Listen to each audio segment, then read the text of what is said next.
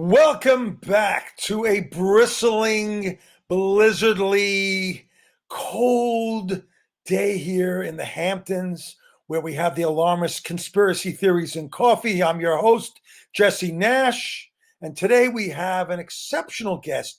I would call Bill Boggs a trailblazer. Many people don't realize this, but Bill Boggs has been on the forefront of many of the greatest talent and TV shows that have existed in this country. Starting way back with Midday Live, and even before that, Talk Show Confidential. He was working with Bob Patchett and Jay Tarsis, who went on to write Mary Tyler Moore and Bob Newhart, two of the greatest comedies that ever existed. He was the producer of Morton Downey Jr., and in fact, there are many who say that Morton Downey Jr. and our soon to be ex-president Donald J. Trump have a lot in common. Let's talk about this. I'm bringing on the great Bill Boggs. Hello, Jesse. Thank you very much. I've been looking forward to this. You know, the last time I was on your show, I forgot to say, you the man. I mean, you, Jesse Nash, are the man. You're like American Dad. Anytime you enter a room, you light up the room, although you normally go outside to really light up. Not lately. You're a wine expert, and you're just a terrific guy. People really love you. And so you are officially the man. You're the man. Have I paid you lately? Well, I will say, one thing. You did not mention in this Renaissance man. I think 60 seconds hasn't even elapsed yet. My highly reviewed book. Anyway, go ahead. I want to know. Bring the book back. Bring the book. Did I tell you could take the book away? Put the book back, because I want to know why there's a warning. You have a warning label on your book? Why? That's right. Politically correct humor. Politically incorrect humor is on the cover of my book. And you have to put a warning about that these days? I don't mean that in terms of Republican and Democratic politics. I mean it in terms of the culture of being offended. That comedian said something about his wife, Jerry Seinfeld. I didn't like that. That makes a man like Jerry Seinfeld, who does totally clean material, say, I'm never working on campus again. You know, I'm a member of the Friars Club. I started my career in comedy as a comedy writer. And I have many friends who are comedians who just feel like the walls are closing in on them. Talk to Alan's wife, Belle, about this, because of the culture of people who are so easily offended, who need trigger warnings about subjects. So my book is essentially a satire. It's absurdist humor. There's all manner of stuff in it, not specifically designed to offend you, but The Adventures of Spike the Wonder Dog, if by today's standards, has plenty of politically incorrect humor. So what I said was, answering your question, screw it. Well, I don't think I said that. I probably said something. No, you said something else, but okay. Yeah, what I said was, I'm going to put a warning on the cover of my book. So that if somebody starts complaining to me, I'll say, hey, I warned you. But in truth, the good news is that nobody's come after me. Was that a chapstick that you just pointed? Yeah. This is you're getting me nervous now, Bill. This is a chapstick. No, it's not like, no, it's not that stuff. It's a chapstick, but it's only got half the I layer. just wanted to make that clear, because when you put that in the camera, I love you didn't think I noticed, but I noticed everything. Yeah, I have an exercise I do with these. Very good for me. You're very talented. Have I told you that? So anyway, the book is called The Adventures of Spike the Wonder Dog. It came out this week. Wait, before you get into the title. Go ahead.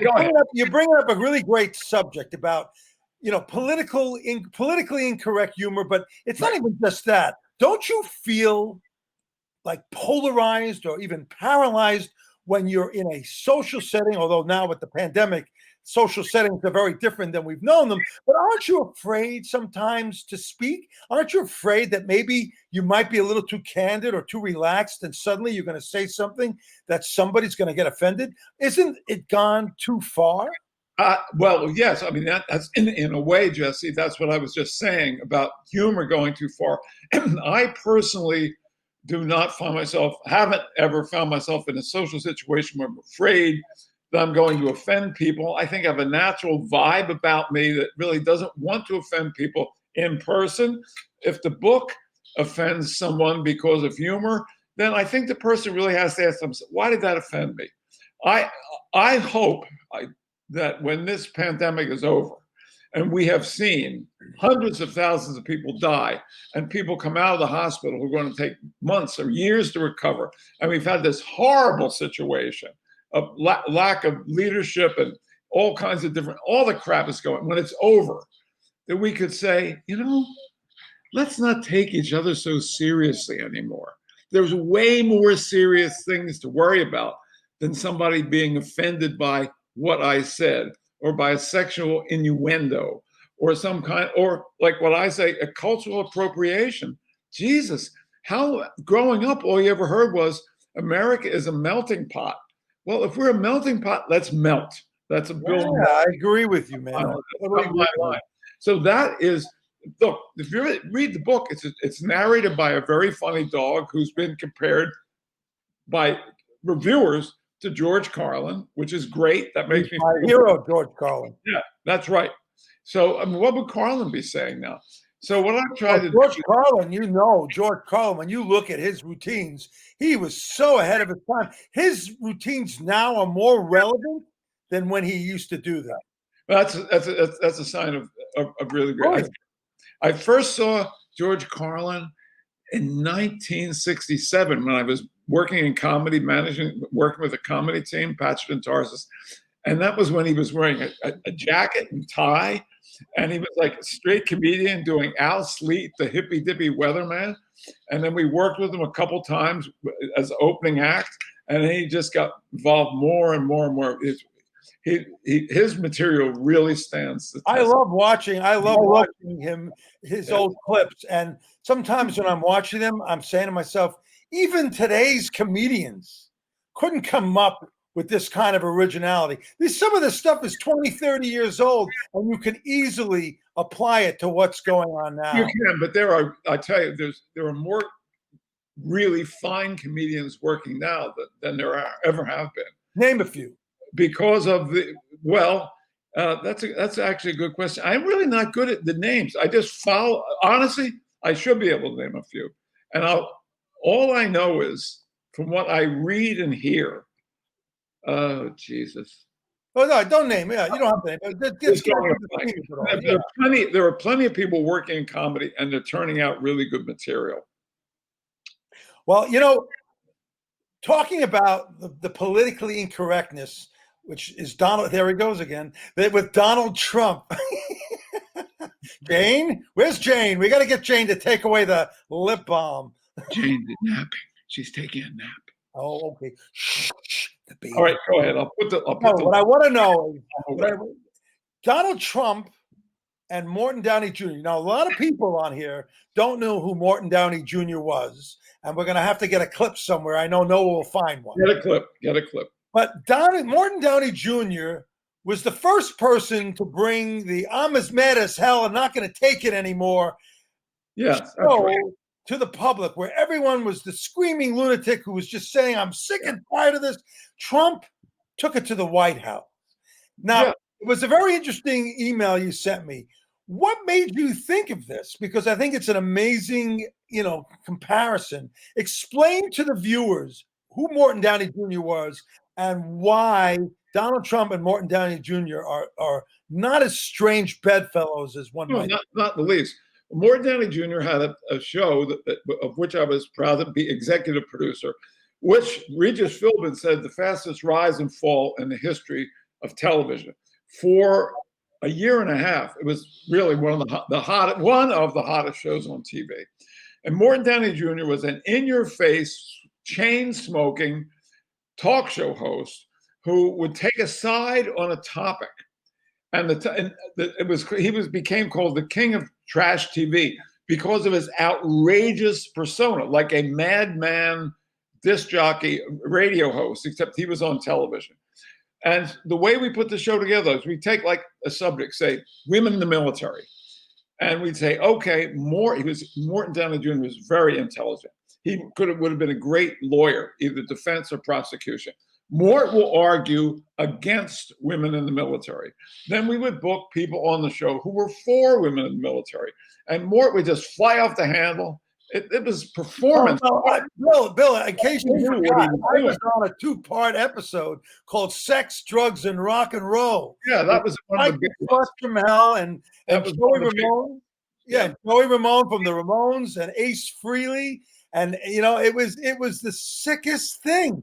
2-part episode. And I took a point of view that didn't go down too well with the people on the show, which was you got to be responsible for the things you say. Now, back in 1987, 88, when I did the show, that was unheard of, that anybody would say that rock and roll needed to be responsible. Here we are 32 years later, and let me tell you something about responsibility. You got a guy named Donald Trump in the Oval Office telling us to inject chlorine into our veins. I mean, Morton could have done shit like that, you know? Well, so now we've got to find that clip with me on it because that's one. We've set up Morton Downey Jr. Hopefully, we've had a clip. So Morton Downey Jr. developed, without our trying to do it, a fan base that was very similar to heavy metal music. He had that ideal young male viewership, and that's one of the reasons the show made a lot of money, because there's a premium paid for them. Now, the thing that they liked about Mort was not necessarily his opinion against abortion, against women in the military, against this, against that, for this, for that. They liked the manner in which he delivered the show. So as I saw the campaign for Trump, I thought Donald Trump is our first pop cultural nominee, pop culture, and the first pop culture president. There's no question about that.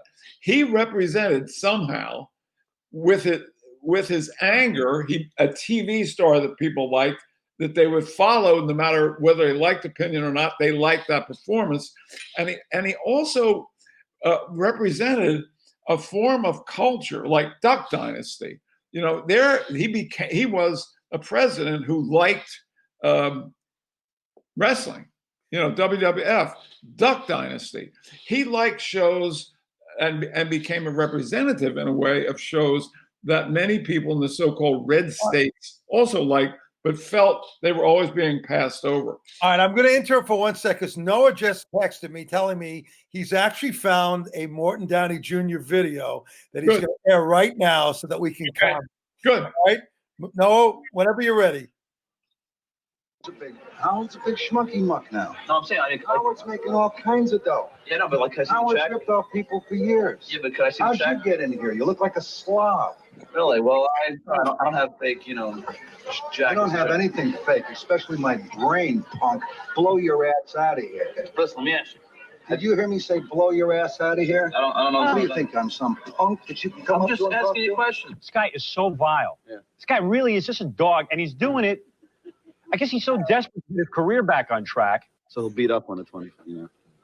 You didn't punch him back? I wanted to, Let me but see what I happens. was instructed not to hit anybody. Let me see what happens. Well, Well, you can't ask me because I think Howard Stern sucks. I think he's got the brains of an amoeba, and I think you're a complete asshole, Howard. So suck my earlobe, punk. yeah. Well, hey, at least I have a career, Mort. At least I'm making a living. Suck my earlobe, punk. Yeah, who? Now, wait a minute. Now, Howard Stern, I know you have an issue with Howard because I remember on Midnight.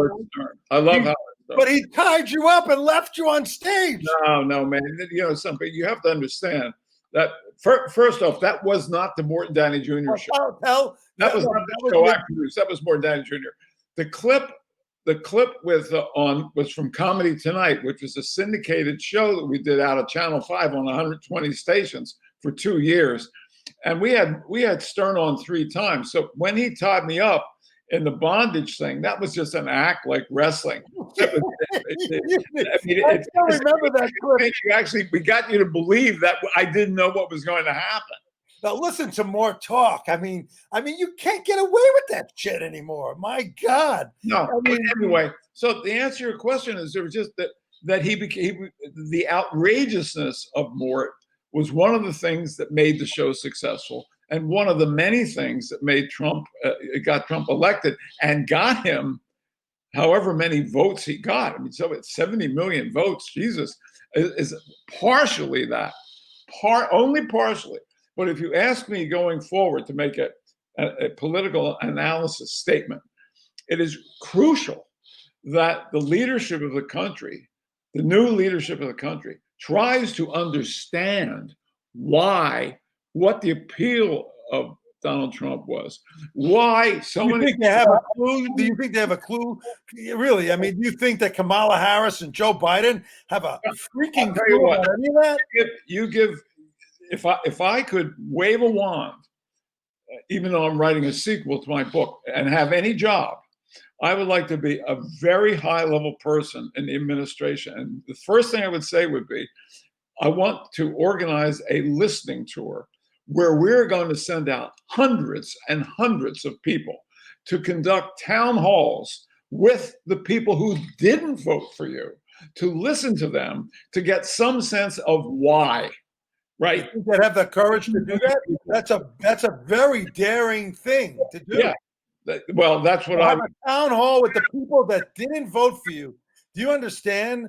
I mean, that would be courageous, and it would be, first of all, it would get high ratings, it would get a lot of viewers. But could someone like Joe Biden, who can't, who seems to always have missteps in his language, and Kamala Harris, who seems to be all about Kamala Harris, could they engage? Would they even take that chance? I'm not talking about them. I'm talking about sending out hundreds and hundreds of representatives to gather information, to put into a database so that they can have some sense of what is causing, from a standpoint of need of 70 million people in America. What are the needs they have? What are the beliefs they have that we can potentially in some way help address and help ameliorate and solve their problems? Not every one of them. And there's a certain percentage of people who just think, I'm not going to vote for a Democrat. The Democrat has horns or whatever like that. But the country is so divided right now. We have to do something for one side, the leadership side, to understand the other side. We have. What do you think makes up that? What big percentage makes up that 70 million voter block that voted for Trump? Not to be demeaning, but I always notice whenever there was a caravan on Sunrise Highway from Queens to Montauk, it was truckers and motorcyclists. It seems to me that there was a lesser level of person that was part of those things. And I know, I'm not, again, I preface it by saying I'm only telling you what I observed. I think if you just listen to what you just said, you're coming from the basket of deplorables school of thinking by looking down on those people as if you're an elitist who thinks they are an inferior type of person.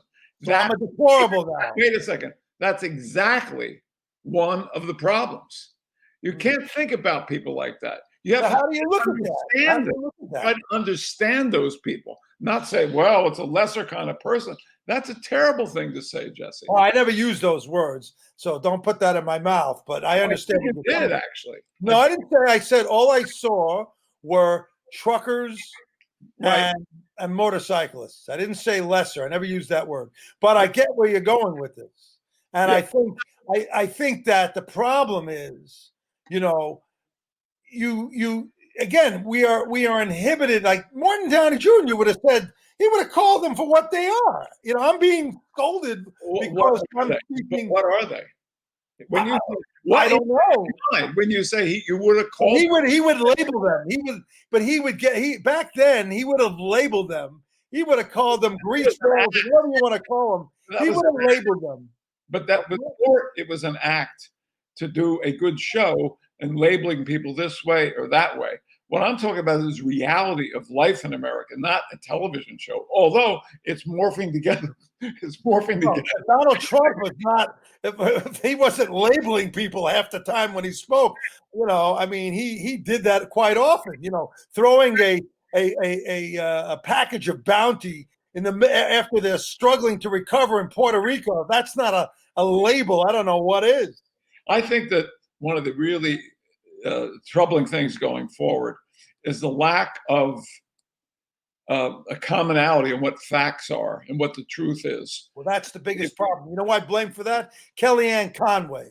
Kellyanne Conway was being interviewed by Jake Tepper, and Jake Tepper cornered her like a rat in a maze. And Jake Tepper says to her, Kellyanne, this is the truth. And you know what her response was? No, Jake, that's your version of the truth. Right. This is mine. The That's minute exactly you said right. that as a journalist, I cringed. I cringed because I knew at that very moment that the truth would have a blurry line. And you know why I think he said that? Because if you create reasonable doubt, then you cannot convict. I'm telling you, I really believe that it was calculated. I really believe that she knew what she was doing when she did that. Well, if you analyze what they were talking about, they were talking about the size of the crowds at the convention. Absolutely. And there was there were overhead maps and all kinds of things indicating that the crowd was not as big as Obama's crowd. I mean, that's a fact. But she said there were alternative facts. So what we're seeing, that's the phrase. Alternative. What we're seeing now, Jesse, is a lack of agreement on what the truth is. And so we have to. But there's no version of the truth, Bill. There's only the truth. Well, not right now. There are different versions of the truth.